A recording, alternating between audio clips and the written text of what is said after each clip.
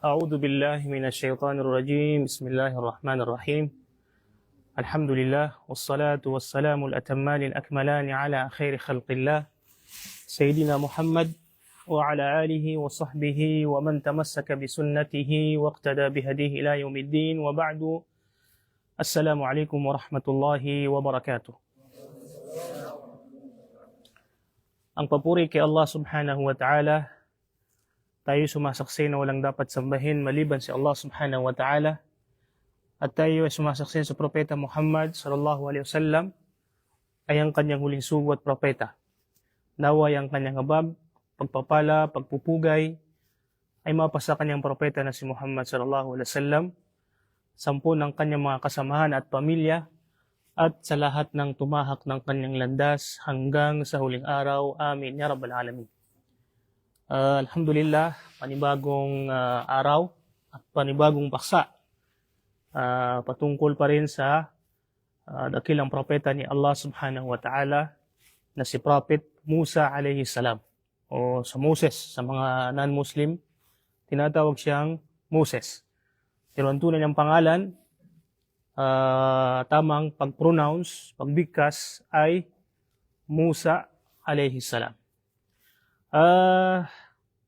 Ang huling paksa na tinalakay natin, sinong nakakaalala? Yung pinaka point of view lang. Point of view.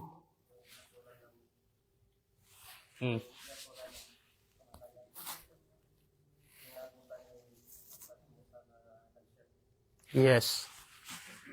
Yun yung pinaka-highlight doon sa kwento, no? Yung sumamba ang mga Banu Israel. Pagkatapos nilang magabayan sa tamang landas, pilit nilang ibinabalik ang kanilang sarili sa dilim, no? Pagkatapos ng pagsisikap ni Musa alayhi salatu wassalam, halos ibuhos na ang kanyang buhay para iligtas, pagtanggol, no? Isipin nyo kung sino yung binangga ni Musa alayhi salatu wassalam, isang napakalaking hari that time, no? Mabigat na kalaban. So tiniis yun ni Musa, nagsakripisyo siya para lang iligtas itong mga Banu Israel at ilagay sila sa tamang paglalagyan. Ngayon, pilit nilang binabalik ang kanilang sarili sa dilim. Pangalawa natin. So, ang dahilan ng kanilang pagsamba sa kalabaw, anong sinabi natin? Dahil kay Samiri. So, ang reason ni Samiri para tanggalin ang kanilang kasalanan dahil nagnakaw sila ng mga ginto mula sa Egypt. Pero, ang hindi nila napansin, yung kasalanan na gusto nilang tanggalin sa kanilang sarili ay mas napalitan na mas malala na kasalanan. Ano yun? Yung pagsamba sa ibang Diyos. Yung dahilan na pagnanakaw, kumbaga dahilan lang yun ni Samiri, upang iligaw lang sila. Ang hindi nila alam, doon sila ilalagay sa pinaka mas malaking kasalanan. Yun yung pagsamba sa ibang Diyos. No? May hadith ang Rasulullah sallallahu alaihi wasallam katulad na, kumbaga, related dito sa sinabi natin. Isa sa mga Muslim, mananampalataya na nagtanong sa Rasulullah sallallahu alaihi wasallam habang sila ay nasa Hajj, sila nagsasagawa ng Hajj. Sinasabi niya na, ano yung kasalanan niya Rasulullah? Mayroon ba, anong hatol? Kung sakaling ako ay nasa kasagsagan ng pagsasagawa ng Hajj, naka-ihram, di ba? Tapos, may dumikit sa aking damit na isang langaw. Pwede ko bang patayin yung langaw na yun? Diba? So, ang Rasulullah sallallahu alaihi wasallam, ang nagtanong, kilala niya. Sabi niya, itong tao na to, tinatanong niya isang bagay na maliit na kasalanan, pero hindi niya tinatanong yung gawain niyang mas malaking kasalanan. Kung paano niya ito, anong hatol doon. So, tinatanong mo kung ano yung hatol ng pagpatay ng langaw, pero hindi mo tinatanong yung ginagawa niyo na pumapatay kayo ng tao. Nakuha natin. So ito yung mismo yung ginawa ng mga Banu Israel. Gusto nilang tanggalin yung kasalanan ng pagnanakaw, which is hindi naman totoo na sila ay nagnakaw dahil kinuha nila yung pag-aari nila. Pero, hindi nila naisip, yung mas malaki yung ginawa nilang kasalanan, yun yung pagsamba sa ibang Diyos. So, yun ang naging sanhi ng kanilang pagkasira. So, naging hatol sa kanila ay pinakamabigat. Anong sinabi natin? Kailangan nilang patayin ang kanilang sarili. So, hindi sila magpapakamatay. Ibig sabihin nun, hahatulan sila ng kamatayan dahil sa kanilang pagsuway o pagsamba sa ibang Diyos. Ngayon, bilang pagpapatuloy sa ating paksa, sila ay nagtauba, na isagawa ang hatol sa kanila, at yun yung paraan upang sila ay patawarin ng Panginoong Allah subhanahu wa ta'ala sa kanilang napakalaking ginawang pagsuway o kasalanan sa Allah subhanahu wa ta'ala. Dito, ang Panginoong Allah subhanahu wa ta'ala, inutusan niya si Musa alayhi salatu wassalam na pumili ng 70 rajulan aslah minhum. Yung pinaka mabait, pinaka aslah, pinaka mabuti, pinaka matuwid sa kanila sa Bani Israel. Pipili siya ng 70. Anong 70? 70 na mga kalalakihan na matutuwid. Aslah, ibig sabihin ng aslah, yung pinaka matuwid talaga. No? Yun yung pinaka highest level ng pagkatuwid. Sinabi sa Quran, وَاخْتَارَ مُوسَى قَوْمَهُ 70 رَجُلًا لِمِيقَاتِنَا. Bakit? Itong 70 tao na mga kalalakihan na matutuwid sa Banu Israel, kabilang sa mga hindi sumamba, sa mga Diyos-Diyosan, pero marami sila, pero pumili pa rin si Musa na yung pinakamatuwid pa. Okay? Yung mga hindi sumamba, pinilian pa rin, kung mga nag-audition sila, 70. 70 ay yung napili na pinakamabuti. Upang sila ay tumungo sa lugar kung saan sila ay hihingi ng kapatawaran sa mga nagawa ng mga sumamba sa mga Diyos-Diyosan. Kumaga, anong tawag doon? Negotiate. Magkakaroon sila ng usapin. Di ba? Ano yung Tagalog ng wa'ad? Sheikh Musa? Al-wa'ad,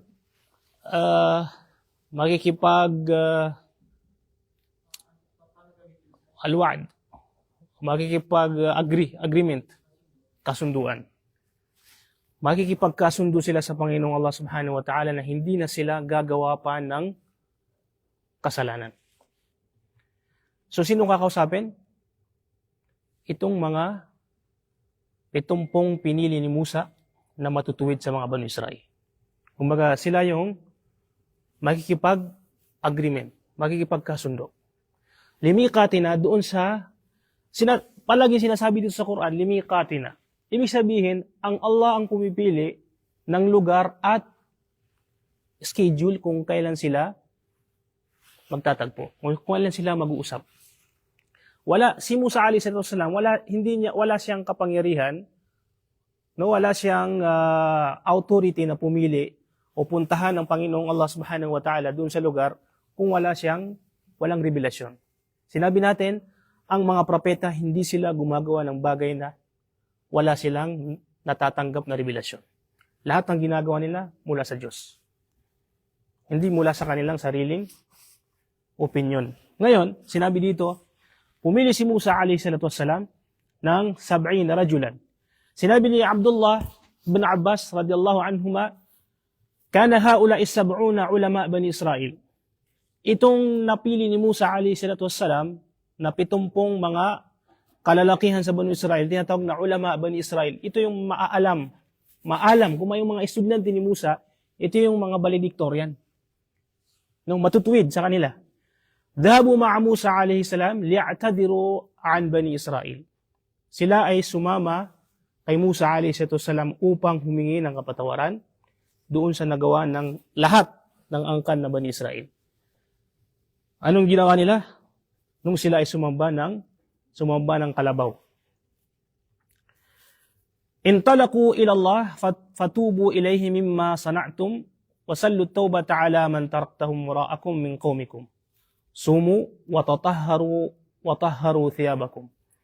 So, sinabi ni Musa alayhi salam, sila ay pumunta doon sa lugar kung saan sila ay kakausapin ng Panginoon Allah subhanahu wa ta'ala upang sila ay humingi ng kapatawaran sa nagawa ng kanilang mga angkan. Sumu, inutusan sila na mag-fasting. Sila ay mag-ayuno, watatahharo at linisin ang kanilang mga sarili, linisin ang kanilang mga sariling pagnanasa. Fakharaja bihim ila Turi Sina, at lumabas sila patungo doon sa sana lugar? Sa Tur Sina. Itong lugar na to ay tinatawag na Tur Sina. Hanggang ngayon nandito pa yung Tur Sina. No? Panoorin natin sa minsan sa mga geographical yung mga vlogger, pinupunta nila itong tinatawag na Tur Sina. Wa du'a'u Musa wa tadarru'ihi min ajlihim nuqusuhum an i'ta'il ahd. Anong ginawa nito ng mga Banu Israel? Itong 70 na napili. Ano yung usapan nila? Sila ay makikipagkasundo na hindi na sila gagawa ng kasalanan at hihingi sila ng kapatawaran on behalf of Bani Israel. Nakuha natin? Hindi sila gagawa ng kasalanan. Hindi na ito mauulit. Itong ginawa ninyo. Wadu'a Musa wa tadarru'ihi min ajlihim. At si Musa alayhi salatu wassalam kasama rin doon sa mga nagdua, humingi ng kapatawaran para doon sa mga Bani Israel. Sinabi sa Quran, falamma akhadathumur rajfatu qala rabbi law syi'ta ahlaktahum min qabl wa iyaya nuqusuhum an i'ta'il ahd wa akhadhur rajfati lahum. Yung kasunduan na binigay ng Panginoong Allah subhanahu wa ta'ala ay hindi nila sinunod. Kumbaga, ngayon, magkakasundo tayo na hindi na kayo gagawa ng kasalanan. Hindi sila nag-agree dito sa kasunduan na ito. Ibig sabihin, meron pa silang planong gumawa ng kasalanan. Sino itong hindi nag-agree? Sino? Itong 70 napili na mga valedictorian na pinaka-matwid. Isipin nyo, yun yung pinaka-matwid. Ito na yung highest level na pinaka-matwid sa kanila. Pero, meron pa ring maitim sa kanilang puso. So, wala nang, sino pa ang pipiliin sa kanila? Sino pa ang pipiliin sa kanila? Itong mga sumamba sa mga Diyos-Diyosan, wala na. Ito ay naligaw na lang ng das. Pero yung pinili na 70 na mga tao, nakuha pang sumuhay sa Diyos. Nakita natin kung ano yung struggle na kinaharap ni Musa sa kanyang mga angkan. Kumbaga parang bit-bit siya ng mga estudyante na talagang hindi niya makontrol. Sobrang taas ng kanilang pride. Nahirap yun. No? Iniligtas mo yung mga tao na to, tinuruan mo, pinakilala mo yung tunay na Diyos, tapos ikaw pa rin yung kanilang, itatry rin kanila. Yung pride nila sobrang taas. Istikbar, pagmamataas. Falamma akhadathumur rajfah. Anong ginawa sa kanilang Panginoong Allah subhanahu wa ta'ala? Sila ay niyanig ng malakas na lindol. Sino? Itong mga pinili na 70. Dahil sa kanilang pagsuway, hindi nila pagsang-ayon sa kasunduan ng Panginoon na hindi na sila gagawa ng kasalanan. Ayaw nila yun eh. Gusto nila free. Ngayon, magpapakatwid kami kung gusto namin. Pero kapag gagawa kami ng kasalanan, wala tayong magagawa. Diba? Gusto nila gumawa ng kasalanan, gusto nila. So, hindi sila nagipagkasundo at hindi sila humingi ng kapatawaran on behalf sa kanilang mga angkan na Bani Israel. Ano kaya ito? Di ba? Pride, di ba? Falamma akhadathumur, sila ay niyanig na lindol na halos sila ay mamatay. Ngayon, si Musa alayhi salatu wassalam, nung nakita ni Musa alayhi salatu wassalam na itong mga sab'in na pinili ni Musa na isama upang humingi ng kapatawaran, lahat sila ay mamamatay that time. Niyanig na malakas na lindol eh. So si Musa alayhi salatu wassalam, siya ay nagdua sa Panginoong Allah subhanahu wa ta'ala. Qala rabbi law syi'ta ahlaktahum min qablu wa iyai. Atuhlikuna bima fa'ala as-sufaha'u minna in hiya illa fitnatuka tudillu biha man tasha wa tahdi man tasha anta waliyuna faghfir lana warhamna wa anta khairul ghafirin. Sinabi ni Musa, ya Allah, kung itong pinili ko na 70 na rajula, pinili ko sila yung mas mainam na mga tao sa Banu Israel. Ngayon, sila ay papatayin mo sa araw na to. Sana, pinatay mo sila nung hindi pa kami nakakaalis. Nung nandun pa kami sa lugar na kasama namin ng Banu Israel. Anong iniisip doon ni Musa alayhi salatu wassalam? Baka isipin ng mga Banu Israel ang naiwan doon, yung si Musa pinapatay yung mga kasama niya eh. So, baka ma-suspect siya na ano ba si Musa? Hindi tunay ba ito na propeta?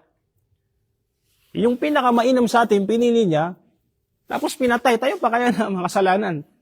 Di ba? So yun nagdua ni Musa. So nangamba si Musa alayhi salatu. Isa yung pangangamba ni Musa alayhi salatu wasalam. Siya ay nagdua, ya Allah, sana pinatay mo sila noon pa. Hindi ngayon nakasama ko sila, sinama ko sila dito upang humingi ng kapatawaran, mamamatay sila dito. Hindi ito. Parang ako yung madidiin dito. Di ba? Law syi'ta halaktahum min qablu wa iyai. Kung pinatay mo sila, ya Allah, noon pa man, nung nandun pa sila, kasama ako, mas gusto ko yun kaysa ngayon. Nakuha natin? Atuhlikuna bima fa'ala as-sufaha'u minna. Ya Allah, kung papatayin mo ba kami dahil lang sa ginawa ng mga makasalanan? Itong mga taong nandoon na gumagawa ng kasalanan. So, ang sinasabi ni Musa, hindi siya tumututol sa desisyon ng Panginoon. Yun ang intindi natin, ha? Take note. Si Musa alayhi salatu wasalam, gusto lang niyang kunin ano yung hikmah, ano yung wisdom dito sa mga dito sa gagawin ng Panginoong Allah subhanahu wa ta'ala sa kanila na patayin. No? Ano yung wisdom? So tinatanong ni Musa, ang Panginoong Allah subhanahu wa ta'ala, ya Allah, ito ba yung wisdom dito? Mamamatay kami dahil sa kasalanan ng mga nagawang mga nagawang Banu Israel na sumamba sa mga Diyos-Diyosan. In hiya illa fitnatuka tudillu biha man tasha wa tahdi man tasha. So sinagot din ni Musa ang kanyang sarili. Ya Allah, alam ko na ito ay pagsubok lamang mula sa iyo. So itong ginagawa mo, ya Allah, ito ay pagsubok lamang, fitnatuka tudillu biha man tasha. Yung taong hahayaan mo sa pagkaligaw, wala nang makakapaggabay sa kanya. Yung taong hahayaan ng Panginoong Allah subhanahu wa ta'ala sa pagkaligaw, wala nang makapagbibigay ng gabay sa kanya. Tudillu biha man tasha, wa tahdi man tasha, at yung bibigyan mo ng gabay, wala nang makakapagligaw sa kanya. Ibig sabihin, kapag ikaw ay hinayaan ng Allah subhanahu wa ta'ala sa pagkaligaw, walang sino man na makapagbibigay ng gabay sa iyo. Kapag ikaw naman ay ginabayan ng Panginoong Allah subhanahu wa ta'ala, walang sino man ang makapagliligaw sa iyo. Yan yung totoo. Anta waliyuna faghfir lana. Ikaw ang aming Panginoong, ya Allah subhanahu wa ta'ala, patawarin mo kami at kalugdan, wa anta khairul ghafirin. Ikaw ay tunay na mapagpatawad sa mga makasalanan.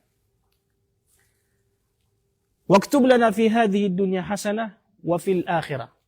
Bilang sunod dun sa aya, uktub lana fi hadhihi dunya hasana. Bigyan mo kami ng kabutihan dito sa mundo at sa kabilang buhay.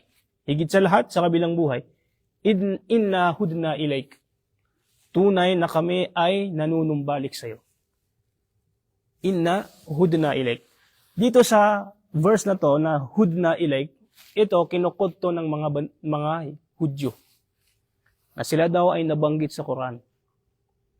Ito, inna hudna ilaik. Ibig sabihin daw, kami ay mga Hudyo na tunay na sumasamba sa Diyos. Diba? Hudna ilaik. Ngayon, kung titignan natin yung Arabic ng hudna, nanggaling sa word na hada yahudu, no? Hada yahudu. Diba? Magkakatulad. Hada. Hada, ibig sabihin ng hada, raja'a, nanumbalik. Yahudu, present tense, nanunumbalik sa Panginoon. So doon nila kinuha yung present tense, yung Yahudi, ang mga Yahudi, nabanggit sa Quran. Kami yung tunay na mga mananampalataya. So ibig sabihin dito, inna hudna ilaik, kami ay nanumbalik sa iyo. Ang tinutukoy dito, yung mga nanumbalik na mananampalataya na kabilang sa mga Bani Israel. Hindi ito tinutukoy dito yung mga specific person na kaming mga Hudyo ang nabanggit dyan. Wala lang iba. Kami yung mga chosen one. Diba? So dito, inna hudna ilaik. Ngayon, kung kiniklaim nila itong verse na to sa Quran, sila ba ay tunay na numbalik sa Panginoong Allah Subhanahu wa Ta'ala? Hindi. Sila ay sumasampalataya sa Allah? Hindi. Pinapatay nila ang mga propeta ni Allah Subhanahu wa Ta'ala. So, ibig sabihin, hindi sila tunay na nanumbalik sa Allah Subhanahu wa Ta'ala. Kasi ito yung sinabi dito, inna hudna ilaik, kami ay nanumbalik sa iyo, ya Allah. Qala adabi usibu bihi man asya. Sinabi ng Panginoong Allah Subhanahu wa Ta'ala, kaya sinabi dito sa kasunod ng aya, adabi usibu bihi man asya. Ang aking kaparusahan ay tatama lamang doon sa taong naising kong parusahan. Warahmati wasi'at kulla shay. Ang aking habag, wasi'at kulla shay. Napakalawak sa lahat. Wasi'at kulla shay. Fasaktubuha lilladhina yattaqun. Ngunit ito ay aking itatalaga doon lamang sa mga taong may takot sa Allah Subhanahu wa Ta'ala. Napakalinaw. Diba? Ang habag ni Allah Subhanahu wa Ta'ala, ang Panginoong Allah Subhanahu wa Ta'ala, kung ito ay ating bibigyan ng measurement, kung ating iisipin, ang habag ng Panginoon napakalawak. Pero, ito ay itatalaga doon lamang sa mga taong may takot sa Allah. Wa yu'tuna zaka, mga taong may takot sa Allah Subhanahu wa Ta'ala na ginagawa nila yung zaka. Ano yung zaka? Pagbibigay ng kawanggawa. Walladhina hum biayatina yu'minun, at yung mga taong biayatina yu'minun, ang aming mga talata sa Quran, ang aming mga aya, palatandaan ay kanilang pinaniniwalaan. Ngayon, lahat ba ng mga Hudyo ay naniniwala sa mga aya ng Allah? Sa mga palatandaan ng Panginoon? So, ibig sabihin, hindi sila kabilang dito. Napakalayo. Kasi dito sa Quran, sinabi dito kung sino yung mga taong, ano yung katangian ng mga taong nanunumbalik sa Allah Subhanahu wa Ta'ala. Sino yun? Yung mga taong may takot sa Allah, sinasagaw nila yung pagkakawanggawa, at pinaniniwalaan nila ang mga aya ni Allah Subhanahu wa Ta'ala. وَإِذْ أَخَذْنَا مِيثَاقَكُمْ وَرَفَعْنَا فَوْقَكُمُ الطُّورَ خُذُوا مَا آتَيْنَاكُمْ بِقُوَّةٍ وَاذْكُرُوا مَا فِيهِ لَعَلَّكُمْ تَتَّقُونَ ثُمَّ تَوَلَّيْتُمْ مِنْ بَعْدِ ذَلِكَ فَلَوْلَا فَضْلُ اللَّهِ عَلَيْكُمْ وَرَحْمَتُهُ لَكُنْتُمْ مِنَ الْخَاسِرِينَ. Sinabi ni Allah Subhanahu wa Ta'ala, وَإِذْ أَخَذْنَا مِيثَاقَكُمْ. Kami ay nakipagkasundo dito sa mga Banu Israel. وَرَفَعْنَا فَوْقَكُمُ الطُّورَ خُذُوا مَا آتَيْنَاكُمْ بِقُوَّةٍ وَاذْكُرُوا مَا فِيهِ لَعَلَّكُمْ تَتَّقُونَ. Ano yung kasunduan na dapat ang binigay sa kanilang Panginoong Allah Subhanahu wa Ta'ala? Una, at-tamassuk bi kitabina. Kanilang paghawakan ang relihiyon ng Panginoong Allah Subhanahu wa Ta'ala. Bi kitabina. Ano yung kitab?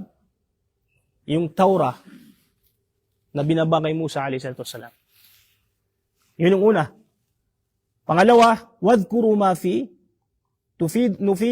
tanfidul amrayn yuhaqqiqut taqwa. Panghawakan nila ang katuruan ni Musa, yung binaba kay Musa alayhi salatu wassalam na Taurah, no? Ang kitab ni Musa, wadhkuru ma fi, ay sila ay palagi ang nag-aalala sa Panginoong Allah Subhanahu wa Ta'ala. Dalawa. Makuha natin, yun yung pinaka summary na kasunduan na binigay sa kanilang Panginoong Allah subhanahu wa ta'ala. La'allakum tattaqun, upang sila ay magkaroon ng takwa. Nakuha natin? Sa atin, isa din yan sa mga turo sa atin ni Prophet Muhammad sallallahu alaihi wasallam. Panghawakan ang Quran at ang sunnah ng Rasulullah sallallahu alaihi wasallam. At palagian nating palagian nating inaalala ang Panginoon sallallahu alaihi wasallam. Saan man tayo mapunta. Ittaqullaha haythu ma kunt. Katakutan niyo ang Panginoong Allah subhanahu wa ta'ala kahit saan man kayo naroroon. Ito yung dalawa. Ito yung kasunduan na binigay sa Banu Israel. Panghawakan nila ang Islam at palagian nilang alalahanin ng Panginoong Allah subhanahu wa ta'ala, yuhaqqiqut taqwa. Sa pamamagitan nito ay magkakaroon ang resulta, magkakaroon ka ng takwa. Magkakaroon ka ng tunay na pagkatakot kay Allah subhanahu wa ta'ala. Ngayon, ito yung hindi nila ginawa. Hindi nila sinunod. No? Hindi nila sinunod. Wa idh nataqna al-jabal fawqahum ka'annahu dhullatun wa dhannu annahu waqi'un bihim khudhu ma ataynakum biquwwah wadhkuru ma fihi la'allakum tattaqun. So anong ginawa ng Panginoong Allah subhanahu wa ta'ala? Bukod sa pagyanig o paglindol bilang parusa sa kanilang pagsuway, ang Allah subhanahu wa ta'ala, Panginoong Allah subhanahu wa ta'ala ay tinaas niya ang Jabal Tur. Ano yung Jabal Tur? Yung mountain na kung saan sila nakatayo. Yung pinakamalaki doon na mountain na tinatawag na Tur sina. Tumaas. Ibig sabihin lumipad at pumuesto sa kanilang ulo. Di ba? Pumuesto sa kanilang ulo. Halimbawa, itong Mount Everest, pumuesto sa taas natin. Anong maramdaman mo? Di ba? Pag nahulog yung bumagsak, wala ka na. Yun ang libingan mo. Di ba? So, ang Jabal Tur, tinaas ng Panginoong Allah subhanahu wa ta'ala sa kanila. Ano, hindi kayo susunod? Di ba? Panghawakan yung Islam, palagian yung alalahanin ng Allah subhanahu wa ta'ala. Agree or disagree? Disagree. Boom. So ngayon, ikaw naman na nandoon sa lugar na yon, ano yung mararamdaman mo? Magkakaroon ka ng takot. Di ba? Magkakaroon ka ng takot. Subhanallah. So, dito sa panahon ni Bani Israel, ang ano natin dito, ang iniisip natin dito, ini-imagine natin dito, grabe yung pagsuway nila, no? Mula pa nung una pang nagsisimula si Musa alayhi salam, ilang miracle na ang pinakita ni Musa alayhi salam. Aktual. So, ganun pa man, patuloy pa rin ang kanilang paggawa ng kasamaan. Gumawa sila ng kasamaan, nagtauba sila, khalas. Inabukasan, after few days, may bago na namang kasalanan. After few days naman, tauba sila, may bago na naman. Di ba? So, makikita natin dito ano yung katangian ng Banu Israel. Na kung saan dito nagmulang mga Hudyo. Di ba? Yung mga Hudyo na maaaring sa panahon natin ngayon ay nakikita natin sa mga paligid natin.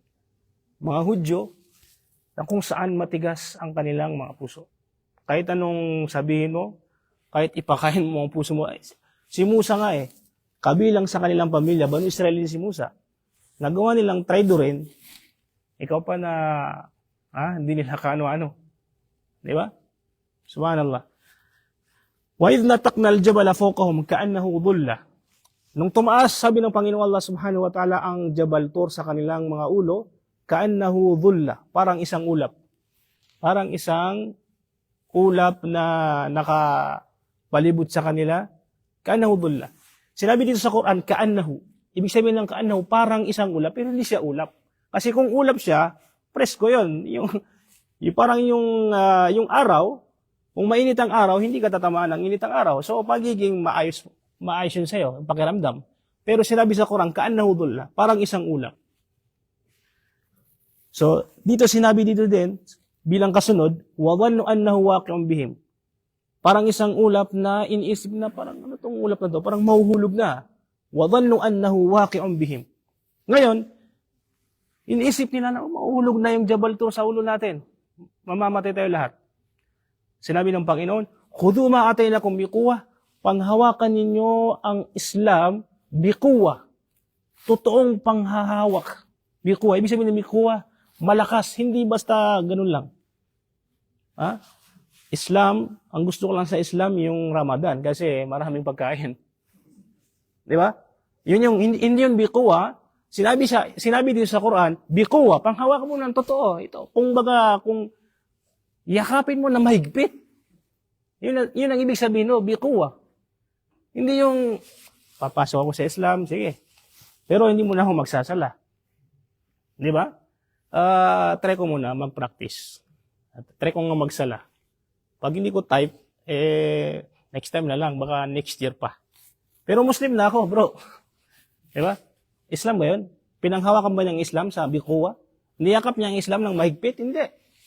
So, ang turo dito sa Quran, khudhu ma ataynakum biquwwah, panghawakan niyo ang Islam ng mahigpit. Biquwwah. Kung ayaw niyo mahulugan ng itong Jabal Tur, tahdid, pananakot dito sa Bani Israel, ay maaaring gawin sa atin ng Panginoon Allah, pero sa ibang paraan. Hindi mo nararamdaman. Di ba? Iba-ibang paraan ng pananakot o pag-warning ng Panginoon sa iyo. Minsan, doon sa trabaho. Minsan, kahirapan. Lahat yan, pananakot ng Panginoon para ikay manumbalik sa Allah. Dito, actual, nakikita nila. Dito sa, pero, yung Panginoon ba ng that time, sa panahon ni Musa, iba yung Panginoon sa panahon na yun at Panginoon ngayon? Isa lang ang ating Panginoon. Kung nagawa ng Allah subhanahu wa ta'ala na warningan itong mga Bani Israel sa ganong paraan, maaari tayong bigyan din ng warning ng Panginoong Allah, pero sa ibang paraan. Hindi natin nararamdaman. Kaya maraming sa atin, hirap po, ganito, nagrereklamo, hindi mo alam, ikaw ay binabalik ng Allah subhanahu wa ta'ala sa kanyang gabay. Pero hindi mo nararamdaman. So isa lang ang solusyon. Lahat ng pighati, sakit, pagsubok, isa lang ang solusyon natin. Panghawakan natin ng Islam ng mahigpit. At palagian nating inaalala ang Panginoong Allah subhanahu wa ta'ala. Allahu Akbar, Masya Allah.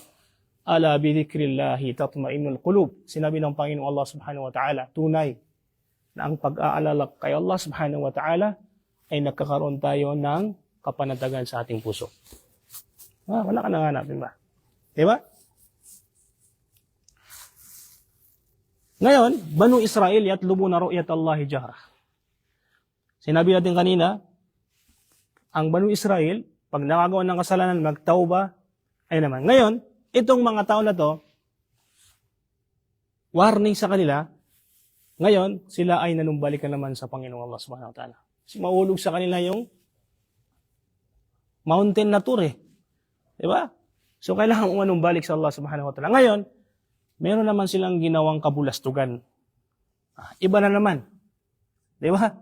Ano sinabi nila? Mayroon silang request na sobrang bigat.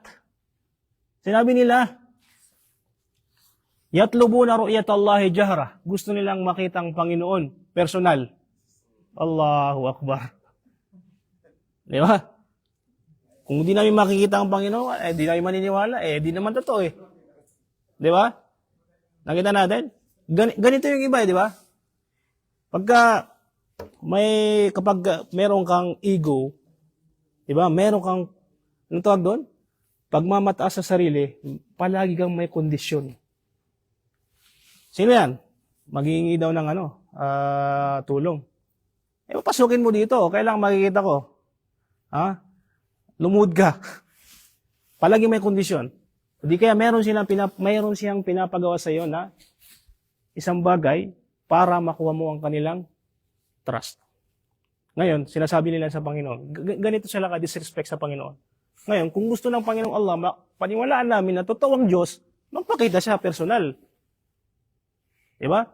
Ibig sabihin, hinahambing nila ang Panginoon na nag-iisa, Almighty God, di ba? Hinahambing nila sa tao. na makikita nila. Nagtatago dyan. Saan ang Panginoon? Saan ba? Magpakita ka. Akala nila tao. Ang natin, ang Panginoon, laysa kamithlihi shay. Anong sinabi sa Quran? Laysa kamithlihi shay. Wala siyang katulad. Period. Ganun pinaliwanag ng Allah. Panginoong Allah subhanahu wa ta'ala ang kanyang sarili. Ganun niya pinaniwalag ang kanyang pagka-Diyos. Laysa kamithlihi shay. Wala siyang katulad. Paano mo hihilingin na magpakita ang Diyos sa amin? Tao ba siya na magpapakita sa tao? Di ba? Nakita niyo yung disrespect sa kanila? So, dahil dito sa kanilang mga masasamang salita, sa kanilang hiling, sinabi ng Panginoong Allah subhanahu wa ta'ala, وَإِذْ قُلْتُمْ يَا مُوسَى لَن نُؤْمِنَ لَكَ حَتَّى نَرَى اللَّهَ جَهْرًا. Sinabi nila, Ya Musa, O Musa, hindi kami kailanman magiging kumpletong naniniwala sa iyo hanggat hindi nagpapakita ang Allah sa amin. Ano? Sabi ng mga ulama, isa rin to sa mga hetad, ego o pagmamataas nila. Sabi nila, Musa, ikaw lang nakakapag-usap sa Panginoon. Bigyan mo kami ng pagkakataon, kami na kumausap sa Panginoon. Ikaw lang ba ang chosen one? Di ba? Ganon sila, kay istikbar. So, inggit, hasad din sa kay Musa. Nagkakaroon din sila ng hasad kay Musa. O inggit kay Musa alayhi salatu. Kasi si Musa special lang kinakausap niya ang Panginoon Allah. Ya Musa, para maging fair tayo, hindi lang ikaw may Diyos diyan eh. Diyos namin din yan eh. Ngayon, gusto namin makita. Gusto namin makausap personal katulad mo. Si Musa nakita niya bang Diyos? Ano yung na-discuss natin nung una? Allahu Akbar. Yung sinabi ni Musa. Ano sinabi ni Musa alayhi salam? Sinabi ng Panginoong Allah, Ya Musa, tignan mo ang bundok na yan. Kung manatili siya sa kalagayan, maaari mo kong makita. Subhanallah. Ngayon, may lumabas na malaking liwanag, yung bundok na napakalaking bundok na lusaw. Si Musa alayhi salam nawala ng malay. Ngayon, kakayanin mo makita ang Panginoon? Hindi. Hindi mo siya makikita sa mundo. Sa kabilang buhay, insya-Allah, kung tayo makakapasok sa paraiso. Yun ang pangako ng Panginoon. Pero sa mundo, walang may kaya na nilalang na makakakita sa Diyos. Nakuha natin. Dalalatu talabihim ala adami takdirillah. Sinabi ng mga ulama, itong talab nila, itong request nila, ay nangangahulugan ng kanilang pag-disrespect. Hindi nila pagbibigay galang sa Panginoong Allah subhanahu wa ta'ala. Pero hindi sila kafir. Hindi sila, ano tawag doon? Hindi sila lantaran na nagsabi na kami ay kafir. Kami ay sumusuhay. Nagtawba sila kay Allah subhanahu wa ta'ala. Pero meron lang silang gustong request. Kumbaga binabantaan nila si Musa. Musa, kung hindi namin makikita ang Panginoon, hindi kami maniniwala. Pagbabanta, disrespect hindi pagrespeto sa Panginoong Allah subhanahu wa ta'ala. Anong sinabi ng Allah subhanahu wa ta'ala? Akhadathhumus sa'iqatu wa hum yanzurun. Dahil sa kanilang hiling, sa kanilang pagiging disrespect, hindi nila paggalang, fa akhadathhumus sa'iqah. Sila ay tinamaan ng tinatawag na sa'iqah. Nung una, lindol, di ba? Sino tinamaan ng lindol? Yung mga 70 na matutuwid. Ito naman, lahat sila. Akhadahumus sa'iqah, tinamaan sila ng sa'iqah. Anong sabi ng mga ulama? Ang sa'iqah ay narun kahrubaiyah, tasqut minas sama o minas sahab, tas'uku man tusibuhu fatahriquhu wa tuhliku. Sinabi dito, ito ay apoy kahrubai, electric. Kahrubai, electric, di ba? Katulad ng kaharama, di ba? Pagkaharama, electric. Ibig sabihin, nakakita tayo nito na nanggagaling sa ulap, nanggagaling sa langit. Anong tawag doon? Yung kidlat. Yun ang ibig sabihin nun. Kidlat, parang electric natin yung tignan, pero kung sino yung tatamaan nito, diretso patay na. Sunog. Yun ang tumama sa kanila. Kidlat. Isipin mo yun? Kidlat lang, ito mo sa kanila. فَأَخَذَهُمُ الصَّاعِقَةُ وَهُمْ يَنْظُرُونَ. At yung kidlat na to ay nakikita nila. Sinabi ng mga ulama, ito ay hindi lang nahulog na kumbaga tumama sa kanila na boses lang, yan hindi nakikita. Kaya sinabi ng kidlat, dahil dito sa aya na to, sinabi, وَهُمْ يَنْظُرُونَ. Kitang-kita nila mismo yung kidlat na yon, yung liwanag na yon na may dalang apoy. وَهُمْ يَنْظُرُونَ. Subhanallah, فَأَخَذَتْهُمُ الصَّاعِقَةُ. Sila ay namatay, no? Tinamaan ng kidlat. Ibig sabihin ng sa'iqa dito, sinabi ng mga ulama, al-maut. Maraming meaning ng sa'iqa dito. Una, kamatayan, tinamaan sila ng kamatayan. Pangalawa, tinamaan sila ng parusa ng Panginoong Allah subhanahu wa ta'ala. Pangatlo, apoy. Fayursilu sawa'iqa. Sinabi din sa ibang aya, binaba namin sa kanila yung sawa'iq. Ibig sabihin ng sawa'iq, plural ng sa'iqa, na ibig sabihin niya ay apoy.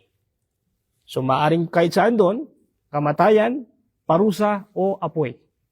Yun ang tumama doon sa mga Banu Israel na sila ay humiling na gusto nilang makita ng personal ang Panginoong Allah subhanahu wa ta'ala. So dito, ang take note natin dito, sinabi ng mga ulama, yung pagkamatay nila ay hakiki. Yung pagkamatay ba nila ay yun yung final na kamatayan nila o hindi? Sinabi ng mga ulama, ito ay mautun khas. Ibig sabihin, special na, anong special? Kakaiba na pagkamatay. Hindi siya pagkamatay na dumating yung nakatakda sa kanila na pagkamatay. Kumbaga, namatay sila, na wala na yung tutumigil lang ang kanilang paghinga, pero buhay sila. Nawalan sila ng yung katawan nila, hindi pa nahiwalay yung roh. Anong roh? Kaluluwa nila sa kanilang katawan. Katulad ng nangyari doon sa Ashabul Kahf. Anong nangyari sa Ashabul Kahf? Anong Ashabul Kahf? Yung 7 sleepers. Narinig niyo yun? Sa Quran din. Inshallah, pagkatapos nating ma-discuss itong mga story sa propeta, doon naman tayo sa istorya ng mga hindi propeta na nabanggit sa Quran. Ito, isa sa nabanggit sa Quran, itong 7 sleepers na natulog sila ng mi'at sinin, 100 years. Na, kung titignan natin, para patay na yun. Pero hindi sila patay, tulog. Nakuha natin? So ito yung nangyari dito sa mga tao na to. Sila ay nawalan ng koneksyon sa mundo, pero hindi sila patay. Kasi sinabi ng mga ulama, kapag ang isang tao ay humiwalay ang kaluluwa ng isang tao sa kanyang katawan, yun na yung final. Hindi na magbabalik. Walang taong nabuhay na matay na nabuhay. Kaya ng Panginoong Allah ibalik ang buhay mo, pero sunnatullah, isa sa tariqa, way of Allah subhanahu wa ta'ala, kapag ang isang tao namatay, babalik lang ang kanyang kaluluwa sa araw ng paghukom. Yun lang yung time na babalik ang kaluluwa mo. Sinabi din sa Quran, ano sinabi sa Quran? La yaduquna fiha al-mauta illa al-mautata al-ula wa waqahum adhab al-jahim. Hindi nila matitikman ng kamatayan maliban lang sa unang kamatayan. Ibig sabihin, may unang kamatayan. Yun yung doon sa mundo. So doon natin matitikman. Ang isang beses na natin matitikman ang kamatayan dito sa mundo. Pagkatapos natin mabuhay sa mundo, wala nang kamatayan doon. Nakuha natin? Sa kabilang buhay, wala nang kamatayan. Pag napunta ka sa impyerno ng Panginoong Allah subhanahu wa ta'ala, wala ka nang kamatayan doon. Hindi lifetime. Hindi natin masabing lifetime. Ano yung ibig sabihin? Walang katapusan. Kasi kung lifetime, mamamatay ka. Hindi. Pag nasa impyerno ka na, wala nang katapusan yan. Pag nasa paraiso ka na, wala nang katapusan yan. Nakuha natin? Hindi ka na mamamatay. Ang mautatal ula, yung unang pagkamatay natin dito sa mundo. Yun yung sinasabi. Hindi natin matitikman ang kamatayan, isang beses lang natin matitikman dito sa mundo. Sa mga tao na to, yung natikman nilang kamatayan, hindi ito kamatayan na final na dumating ang kanilang oras ng pagkamatay. Kumbaga, binura sila, pero hindi pa sila patay. Nakuha natin? Anong sinabi ng hadith ng Rasulullah sallallahu alaihi wasallam? Bilang pagpapaliwanag dito sa nabanggit natin na sila ay namatay na hindi final na kamatayan. Sinabi dito, faqala inna qad sa'alna 'an dhalika Rasulullah sallallahu alaihi wasallam. Faqal, anong tinanong ng mga sahaba kay Rasulullah sallallahu alaihi wasallam? Yung mga kaluluwa ng mga martir. Yung namatay sa pakikipaglaban kay Allah subhanahu wa ta'ala. Sinabi ng Rasulullah sallallahu alaihi wasallam, arwahuhum fi jawfi tayrin khadrin laha qanadilu mu'allaqun bil arsh tasrahu min al jannati haythu sha'at.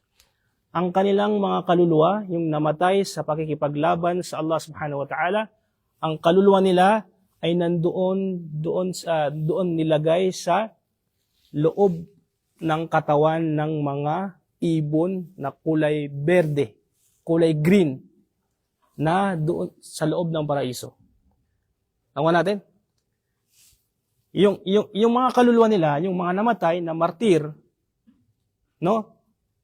Humiwalay yung kaluluwa doon sa katawan na namatay sa pagkikipaglaban sa Allah subhanahu wa ta'ala. Yung kaluluwa nila doon nakalagay sa katawan ng mga ibon doon sa paraiso ni Allah subhanahu wa ta'ala. Sila ay kumakain tasrah min al-jannah, na kinakain nila yung mga prutas doon sa paraiso ni Allah subhanahu wa ta'ala. Namatay sila. Pero, yung kaluluwa nila doon sa paraiso, pero hindi sa katawan nila nakalagay. Doon sa katawan ng ibon na kulay berde. Ganun pinaliwanag ng Rasulullah sallallahu alaihi wasallam. Na kung saan, itong kulay, yung ibon na to, namumuhay siya sa paraiso ni Allah subhanahu wa ta'ala. Ngayon, itong mga kaluluwa na to na namatay sa martir, namatay sa pakikipaglaban sa Allah subhanahu wa ta'ala, hinihiling nila sa Allah na makabalik sila sa kanilang katawan sa mundo. Para bakit? Para makipaglaban ulit. Subhanallah. Kung paano nila nakita yung gantimpala ng mujahada, pagsasakripisyo para sa Allah subhanahu, para sa relihiyon ng Panginoong Allah subhanahu wa ta'ala, gusto nilang makabalik. Yan lang, gusto namin gawin yan ulit. Sobrang ganda. Di ba? So, ngayon, kung pinapayagan ng Allah subhanahu wa ta'ala, pinabalik na itong mga tao na to sa kanilang hiling. Ibig sabihin, hindi na sila makakabalik. Makakabalik lang sila sa kanilang katawan sa araw ng paghukom. Awa natin? So, itong nangyari dito sa mga nabanggit dito, sila ay namamatay na kakaibang pagkamatay. Di ba pagka mayroong na-stroke sa ospital, may mga na-stroke, di ba? Na tumigil lang yung puso niya, tumigil lang, pero gumaganon pa rin yung, anong tawag doon? Heartbeat niya, pero dinideclare ng doktor, patay na yan. Buhay lang kasi yung makina eh. Di ba? Pero kung nakikita mo gumaganon, parang buhay pa. Ang natin? So, ganyan parang ganon nating ilarawan yung nangyari dito sa mga Banu Israel na sila ay wala nang galaw ang kanilang katawan pero buhay sila. Katulad ng natulog ng mga 7 sleepers, natulog sila para silang mga patay pero hindi sila gumagalaw, 100 years sila nandun sa kuweba. Pero buhay sila, hindi nalulusaw ang kanilang katawan kasi buhay sila. Hindi lang sila gumagalaw. So ito yung nangyari dito sa mga Banu Israel na tinamaan sila ng kidlat. Tinamaan sila ng kidlat.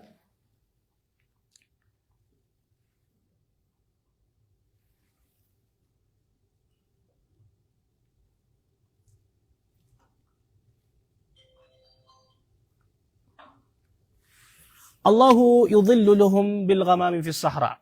Ngayon, kahit sila ay makasalanan, may mga biyaya pa rin ng Allah subhanahu wa ta'ala sa kanila. Ganito yung pagpapaliwanag ng Quran kung paano yung habag, wasi'at kulla shay. Paano yung habag ng Panginoong Allah subhanahu wa ta'ala. Kahit ikaw ay makasalanan, Kapag ikaw ay nanumbalik sa Allah subhanahu wa ta'ala, ipapatawad niya ang iyong kasalanan. Kakalimutan niya ang lahat ng mga nagawa mo. So ito yung ginagawa ng Bani Israel. Sila ay nagtatawba, gagawa ng kasalanan. Nagtatawba, gagawa ng kasalanan. Ngayon, isa sa nabanggit dito, pero yung mga biyaya ng Panginoong Allah subhanahu wa ta'ala, hindi nila tinutugunan ng pasasalamat. Ito yung ano dito kakaiba dito sa Bani Israel. Kaya siguro nakwento dito sa Quran para ipakilala sa ating ano yung klaseng tao itong hindi mga mananampalataya. Yung mga taong hindi marunong magpasalamat sa mga biyaya ng Panginoon Allah subhanahu wa ta'ala. Sinabi sa Quran, وَظَلَّلْنَا عَلَيْهِمُ الْغَمَامِ وَأَنزَلْنَا عَلَيْهِمُ الْمَنَّ وَالسَّلْوَى كُلُوا مِنْ طَيِّبَاتِ مَا رَزَقْنَاكُمْ وَمَا ظَلَمُونَا وَلَكِنْ كَانُوا أَنفُسَهُمْ يَظْلِمُونَ وَظَلَّلْنَا عَلَيْهِمُ الْغَمَامِ. Si Musa alayhi salam naglalakbay sa disyerto sa Sahara. Sa disyerto kasama ang mga Bani Israel. Sila ay nag-travel Di ba? Umalis sila sa Egypt. Sila ay naglalakbay sa kalawakan ng disyerto. Alam natin ang disyerto kung gaano kainit. Nakuha natin?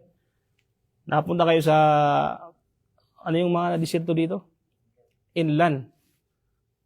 Punta kayo doon ng mga 9, 12. Maramdaman nyo kung gaano kainit. Matitiis nyo maglakad doon na ilang oras. Buong araw doon ka naglalakad. Diba? So, yun ang ginagawa ng mga Bani Israel kasama si Musa. Nagtatravel sila sa kalawakan ng disyerto, sa Sahara. Yun yung kanilang lugar. Ngayon, dahil ang Allah subhanahu wa ta'ala ay may habag sa kanila, وَظَلَّلْنَا عَلَيْهِمُ الْغَمَامِ. Dahil sa aming awa sa kanila, yung ulap ay pinapasunod namin sa kanila para hindi sila mainitan. Allahu Akbar. Makita niyo yung awa ng Panginoon? وَظَلَّلْنَا عَلَيْهِمُ الْغَمَامِ. Yung ulap, kahit saan sila pumunta, sinusundan sila ng ulap. Ulap na makapal na lumalaban doon sa araw. So, ibig sabihin, parang nasa bahay ka lang. Kahit nasa disyerto ka, pero parang nasa bahay ka lang. Tingnan nyo kung gaano yung blessings na pinapakita ng Panginoong Allah subhanahu wa ta'ala sa'yo. وَأَنزَلْنَا عَلَيْهِمُ الْمَنَّ وَالسَّلْوَى. At hindi lang yon. Sila ay binigyan ng special na handog na pagkain na tinatawag na al-manna was-salwa. Allahu Akbar. Itong manna was-salwa, hindi mo ito makikita sa palengke. Special to na handog ng Panginoong Allah subhanahu wa ta'ala sa kanila. Sinabi ni Ibn Abbas, يَنْزِلُ عَلَيْهِمْ عَلَى الْأَشْجَارِ فَيَغْدُونَ إِلَيْهِ فَيَأْكُلُونَ مِنْهُ مَا شَاءَ. Itong mga manna was-salwa ay nakikita nila doon sa mga puno na special na handog sa kanila, kakaibang prutas na kinakain nila na kung saan makukuha nila yung kailangan nilang protina at yung balancing sugar level sa kanilang katawan. Healthy. Diba? Yung healthy nila, alagang-alaga. Tapos, yung skin nila, hindi masa-sunburn. Nakita niyo kung gano'n sila ka-special? Allahu Akbar. وَظَلَّلْنَا كُلُوا مِنْ طَيِّبَاتِ مَا رَزَقْنَاكُمْ. Anong sinabi ng Panginoong Allah sa kanila? Kainin niyo yung mga bagay na malilinis mula sa amin. Biyaya, rizq mula sa amin, وَمَا ظَلَمُونَ. Huwag ninyo kong susuwayin. Huwag kayong gumawa ng kasalanan.